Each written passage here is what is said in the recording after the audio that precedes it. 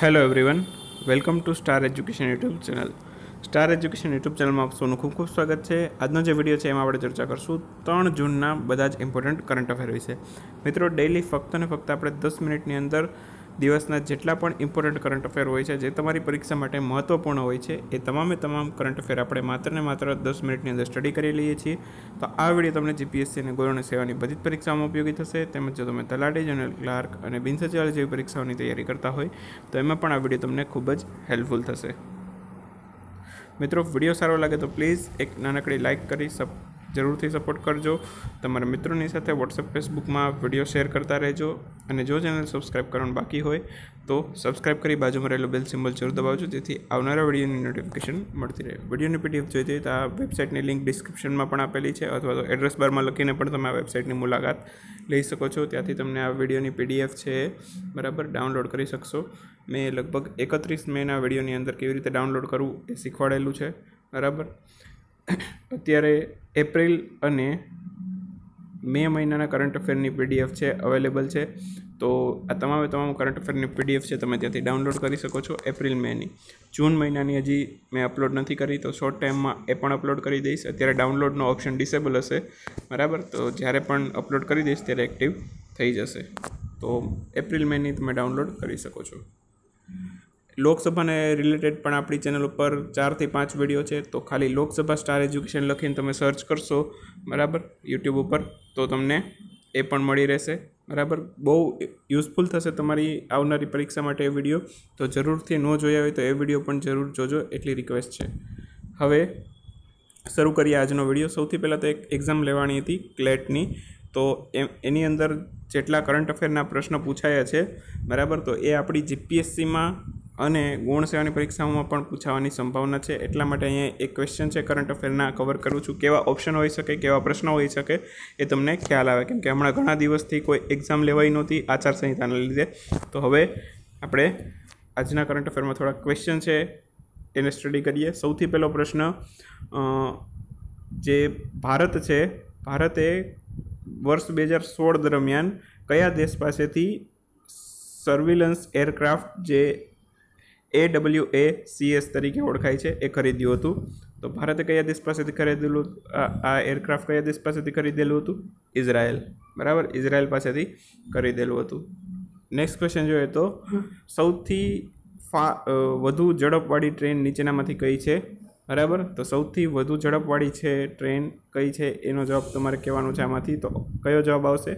Option C. આપણે આ video આપણા કરંટ અફેરની ચેનલ આપણી સ્ટાર એજ્યુકેશનમાં પણ જ્યારે વંદે ભારત વિશેનો ટોપિક ચર્ચા કરેલી હતી ત્યારે મેં તમને આના વિશે પણ વાત કરેલી હતી કે સૌથી ફાસ્ટમાંથી ફાસ્ટ ટ્રેન હોય ઇન્ડિયાની તો કઈ છે? વંદે ભારત એક્સપ્રેસ. હમણાં સમાચારમાં એમ પણ આવેલું હતું કે 1 લાખ કિલોમીટર છે એ વંદે ભારત એક્સપ્રેસે છે પૂર્ણ કરી લીધેલા છે વિધાઉટ એની સ્ટોપ બરાબર. તો એવું પણ ન્યૂઝમાં આવેલું હતું બરાબર, વંદે ભારત એક્સપ્રેસ. અને એનું બીજું નામ શું છે? ટ્રેન 18 બરાબર, ટ્રેન 18. તો એ પણ યાદ રાખજો, ટ્રેન 18 છે આ વંદે ભારત એક્સપ્રેસનું બીજું નામ છે બરાબર. સૌથી વધુ ઝડપ ધરાવતી ટ્રેન છે ભારતની બરાબર.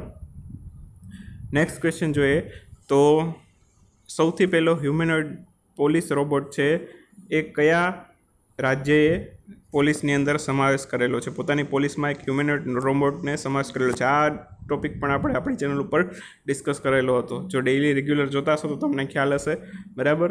જવાબ શું આવશે? ઓપ્શન ડી કેરલા બરાબર. ઓપ્શન ડી કેરલા છે બરાબર, સાચો જવાબ છે અહીંયા. અને એણે ફર્સ્ટ હ્યુમેનોઇડ રોબોટ છે એને પોલીસમાં સમાવેશ કરેલો છે. આ રોબોટનું નામ પણ મેં તમને કીધું હતું, શું હતું? KP boat. નેક્સ્ટ ક્વેશ્ચન જોઈએ તો તાજેતરમાં જ ભારતની જે ઈસરો સંસ્થા છે બરાબર, એણે સેટેલાઇટ ટ્રેકિંગ અને ડેટામાંથી કયા દેશમાં બનાવેલું છે બરાબર? તો કયા દેશમાં બનાવેલું છે? ભૂતાનમાં. આ પણ ચર્ચા કરેલી હતી. થોડુંક જૂનું થઈ ગયું છે આ, પરંતુ આની પણ આપણે ચર્ચા કરેલી છે બરાબર. ભૂટાનમાં ઈસરોએ છે સેટેલાઇટ ટ્રેકિંગ અને ડેટા રિસેપ્શન સેન્ટર છે બરાબર, એ બનાવેલું હતું બરાબર. ઈસરો છે, ઈસરોના હાલમાં અધ્યક્ષ કોણ છે? નીચે કોમેન્ટમાં લખીને જણાવો. ઈસરોના અધ્યક્ષ કોણ છે? કોમેન્ટમાં લખીને જણાવો. ઈસરોની સ્થાપના ક્યારે થઈ હતી? 1969 યાદ રાખજો. નેક્સ્ટ ક્વેશ્ચન જોઈએ તો નીચેનામાંથી છે એ કોણ યુનેસ્કોમાંથી બહાર થઈ ગયેલું છે? કોણ યુનેસ્કોમાંથી બહાર થઈ ગયેલું છે? કયો દેશ બહાર થઈ ગયેલો છે યુનેસ્કોની અંદરથી? USA. જવાબ આવશે America, option A. Next question જોઈએ તો નીચેનામાંથી કયું ફ્રૂટ છે બરાબર જેને તાજેતરમાં જ જીઆઈ ટેગ આપવામાં આવેલો છે વર્ષ 2018 ઓક્ટોબર 2018 દરમિયાન બરાબર? તો નીચેનામાંથી કયું ફ્રૂટ છે એનું નામ કહેવાનું છે જેને ઓક્ટોબર 2018 દરમિયાન જીઆઈ ટેગ મળેલો છે. તો શું છે? શાહી લીચી. શાહી લીચી છે જેને વર્ષ 2018 દરમિયાન જીઆઈ ટેગ મળેલો હતો બરાબર. અને ક્યાંની આઈટમ છે? બિહારની બરાબર. બિહારની આઈટમ છે શાહી લીચી બરાબર જેને જીઆઈ ટેગ મળેલો છે. હવે શરૂ કરીએ આજના કરંટ અફેર બરાબર 3 જૂનના બરાબર. તો આ થોડા ઘણા આપણે બીજા જે અમુક પ્રશ્નો છે થોડાક આવતીકાલે પણ ડિસ્કસ કરશું બરાબર. હવે આજનો કરંટ અફેરનો વિડીયો શરૂ કરીએ 3 જૂનનો. સૌથી પહેલો પ્રશ્ન, ભારતનો એકમાત્ર વન મનુષ્ય જેનું તાજેતરમાં મૃત્યુ થયું અથવા તો નિધન થયું તેનું નામ શું હતું? તો એક વન મનુષ્ય અહીંયા તમે ફોટો જોઈ શકો છો બરાબર. એનું નામ હતું બિન્ની. ઓપ્શન ડી સાચો જવાબ છે. બિન્ની છે વન મનુષ્ય હતું જેનું તાજેતરમાં નિધન થયેલું છે બરાબર. ક્યાં હતું? તો કહે કે ઓડિશાના નંદન કાનન ઝૂલોજિકલ પાર્કની અંદર રાખવામાં આવેલું હતું બરાબર. ઓડિશાના નંદન કાનન ઝૂલોજિકલ પાર્કમાં હતું. પાર્કનું નામ પણ યાદ રાખવાનું છે અને રાજ્યનું નામ પણ યાદ રાખવાનું છે. ઓડિશામાં હતું, નામ પણ યાદ રાખવાનું છે બિન્ની બરાબર. ત્યાર પછી ઓડિશાની વાત આવી છે તો રાજધાની છે ભુવનેશ્વર. મુખ્યમંત્રી નવીન પટનાયક. તાજેતરમાં જે નવી ચૂંટણી યોજાયેલી હતી લોકસભાની સાથે બરાબર, તો એમાં નવીન પટનાયક જે જૂના હતા એ જ ત્યાં અત્યારે મુખ્યમંત્રી બનેલા છે અને રાજ્યપાલ છે ગણેશીલાલ બરાબર. હવે ફ્રેન્ડ્સ અત્યારે એક પ્રશ્ન પૂછું તો થોડોક હાર્ડ થઈ જશે કદાચ તમારા માટે. 4 રાજ્યમાં નવા મુખ્યમંત્રી બનેલા છે, 2 તો જૂના જ હતા જે બરાબર.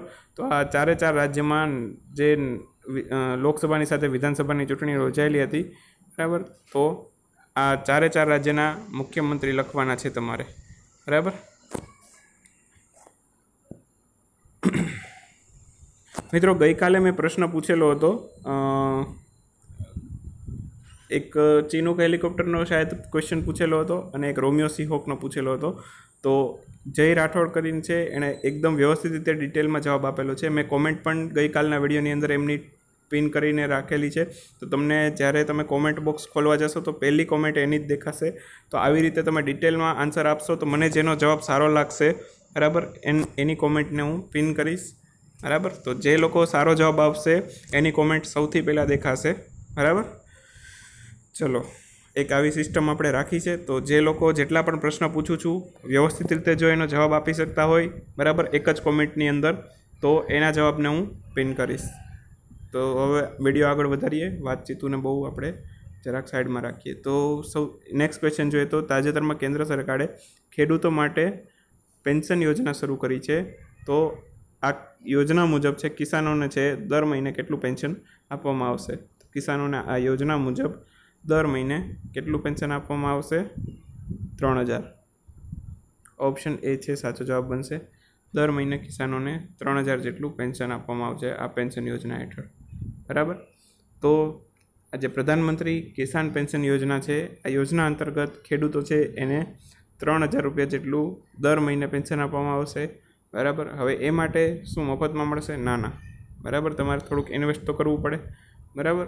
તો આ યોજના મુજબ છે 18થી 40 વર્ષના તમામ જે ખેડૂતો છે એને લાભ આપવામાં આવશે. 18થી 40 વર્ષના તમામ ખેડૂતો છે આ યોજના હેઠળ માની લો કે કદાચ 100 રૂપિયા ઇન્વેસ્ટ કરે છે તો સામે સરકાર પણ 100 રૂપિયા ઉમેરશે. તો એવી રીતે 18થી 40 વર્ષ સુધી છે તમે ઇન્વેસ્ટ કરવાનું આ યોજનાની અંદર બરાબર. અને ત્યારબાદ તમને 60 વર્ષ પછી દર મહિને 3000 રૂપિયાનું પેન્શન આપવામાં આવશે. જેટલી રકમ થશે એ તો રિફંડ મળશે જ તે બરાબર. 3000 રૂપિયા રેખે મહિને પેન્શન આપવામાં આવશે આ યોજના હેઠળ બરાબર. નેક્સ્ટ ક્વેશ્ચનની વાત કરીએ તો તાજેતરમાં નેશનલ ડિફેન્સ ફંડ છે NDF, તો આના અંતર્ગત છે પ્રધાનમંત્રી સ્કોલરશિપ યોજના હેઠળ શહીદની છોકરીઓ છે એમને સહિતના છોકરાઓને મળતી સ્કોલરશિપમાં છોકરીઓને મળતી સ્કોલરશિપ છે એમાં કેટલા રૂપિયાનો વધારો કરવામાં આવેલો. હવે જો ફ્રેન્ડ્સ અહીંયા ધ્યાન રાખજો શું પૂછેલું છે, કેટલા રૂપિયાનો વધારો કરવામાં આવેલો છે. હવે આપણે છે ને ગોખેલું હોય સીધું 3000 હાલમાં કરવામાં આવેલી છે તો સીધું 3000 જોઈને આપણે 3000 લખીને આવે, પણ અહીંયા શું પૂછેલું છે, કેટલો વધારો કરવામાં આવેલો છે, તો 750 રૂપિયાનો વધારો કરવામાં આવેલો છે. તો શું પૂછેલું છે એ ખાસ વાંચવાનું. જો આની જગ્યાએ એમ પૂછવું બરાબર કે અગાઉ કેટલી હતી 250 હતી, તો એમ પ્રશ્ન એમ પૂછું કે આ મળતી સ્કોલરશિપ છે છોકરીઓની તો 2250 હતી, 2250, તો એ વધીને કેટલી કરવામાં આવી, તો જવાબ આવશે 3000 બરાબર. તો આવી રીતે યાદ રાખવાનું છે. હવે ડિટેલની અંદર આપણે ચર્ચા કરીએ તો આજે પ્રધાનમંત્રી સ્કોલરશિપ યોજના છે એના અંતર્ગત છોકરીઓને કેટલી સ્કોલરશિપ આવે, શહીદ પરિવારના જે છોકરીઓ છે એને 2250 રૂપિયા અગાઉ શિષ્યવૃત્તિ આપવામાં આવતી હતી, હવે વધારીને 3000 કરવામાં આવી, એટલે કેટલા રૂપિયાનો વધારો થયો, 750 રૂપિયાનો વધારો કરવામાં આવેલો ગર્લ્સની સ્કોલરશિપમાં. ત્યાર પછી છોકરાઓ છે, શહીદ પરિવારના છોકરાઓ બરાબર, તો આ છોકરાઓ બોಯ್સ છે, બોಯ್સને કેટલી સ્કોલરશિપ આપવામાં આવે છે, 2000 રૂપિયા અગાઉ આપવામાં આવતી હતી, 500 રૂપિયાનો વધારો કરવામાં આવેલો, એટલે હવે કેટલી મળશે, 2500 રૂપિયા. તો યાદ રાખજો ગર્લ્સ માટે નવી સ્કોલરશિપ કેટલી થઈ છે, 3000, જૂની કેટલી હતી 2250 બરાબર. ગર્લ્સ માટે નવી છે 3000 અને જૂની હતી 2250.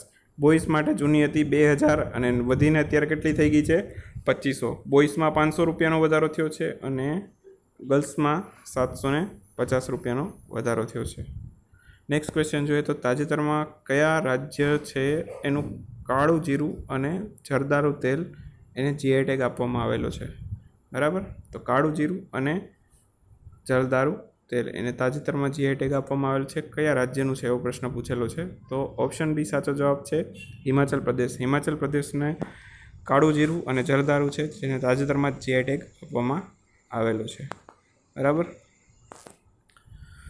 તો બીજી વાત કરું તો સૌથી પહેલાં જીઆઈ ટેગ કઈ પ્રોડક્ટને મળેલો છે. હવે જીઆઈ ટેગ જે લોકો નવા છે, કદાચ પહેલી વખત જ આ જીઆઈ ટેગ વિશે સાંભળે છે, એ લોકોને કહી દઉં કે જીઆઈ ટેગ કેવી વસ્તુઓને આપવામાં આવે છે.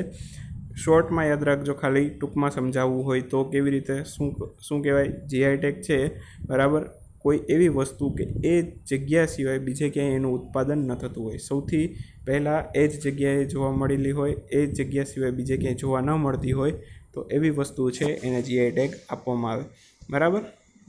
દાખલા તરીકે દાર્જિલિંગની ચા છે તો દાર્જિલિંગ સિવાય બીજે ક્યાંય જોવા મળતી નથી, એ જમીન ઉપર જ થતી હોય બરાબર, એ જમીન સિવાય બીજે ક્યાંય થતી ન હોય, એવી વસ્તુઓને આ જીઆઈ ટેગ આપવામાં આવતું હોય છે. તો દાર્જિલિંગની ચા જેને સૌથી પહેલો જીઆઈ ટેગ આપવામાં આવેલ છે, દાર્જિલિંગ ક્યાં આવેલું છે, પશ્ચિમ બંગાળમાં. ઘણી વખત રાજ્ય પણ પૂછી લેતા હોય છે કે જીઆઈ ટેગ આપવામાં આવેલો તો કયા રાજ્યમાં હતું બરાબર. તો યાદ રાખજો પશ્ચિમ બંગાળ બરાબર. સૌથી પહેલો દાર્જિલિંગની ચાને જીઆઈ ટેગ મળેલો છે.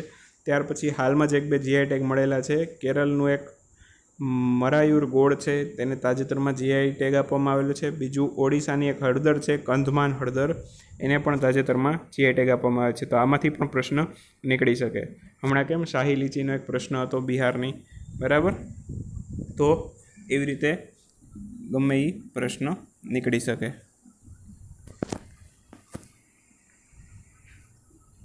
ઓકે ફ્રેન્ડ્સ, તો આ તો આજનો વિડીયો સારો લાગેલો તો પ્લીઝ એક નાનકડી લાઇક કરી દેજો, તમારા મિત્રોની સાથે શેર કરી દેજો અને જો ચેનલ સબસ્ક્રાઈબ કરવાનું બાકી હોય તો સબસ્ક્રાઈબ કરી બાજુમાં રહેલું બેલ સિમ્બોલ જરૂર દબાવજો જેથી આવનારા વિડીયોની નોટિફિકેશન મળતી રહે. તો મળશું ફરી પાછા નેક્સ્ટ વિડીયો લેક્ચરની અંદર. વિડીયોની પીડીએફ જોઈતી હોય તો mygovtcareer.com મુલાકાત લેજો, પીડીએફ ડાઉનલોડ કરજો અને મળશું ફરી પાછા નેક્સ્ટ વિડીયો લેક્ચરની અંદર. ત્યાં સુધી આવજો, બાય બાય, ગુડ નાઇટ, શુભરાત્રી.